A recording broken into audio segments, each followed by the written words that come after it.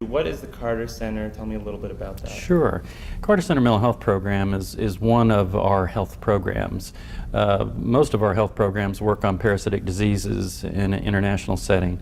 We're a bit different than them. We work mostly domestically, for example, and we work on policy issues, primarily in reducing stigma and discrimination against people with mental illnesses.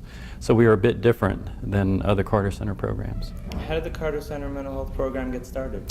Well, it was started by Mrs. Carter and some friends here in Atlanta. She has a lifelong commitment to mental health issues and wanted to continue to work on those issues in the years after the White House.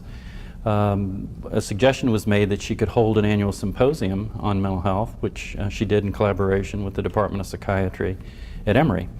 The Carter Center is affiliated with Emory University. That was very successful, so in 1991 they decided to expand from just simply the symposium to a broader program of activities. And here we are today. As a part of our annual symposium on mental health policy, we also ask people to come prepared to do something about the topic at hand. Okay. That symposium, and this is the way the Carter Center operates, is that we expect at the end of the day an action step. We don't want people to just come here for a couple of days and feel good and go home and do business as usual.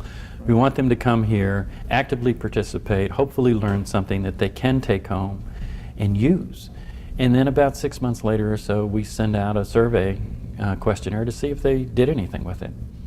Not only for quality improvement purposes for us, is this symposium meaningful to people and useful, but did you in fact use it to change the way you practice, the way you organize services or whatever? The main concerns that we have relate to policy and stigma. We work to reduce stigma and discrimination. We think they're inextricably linked. When you have stigma, you have discrimination against people with mental illnesses. But we also work on facilitating policy change nationally. We're a small program with a large reach, so we have good access to most of the stakeholders in the mental health world.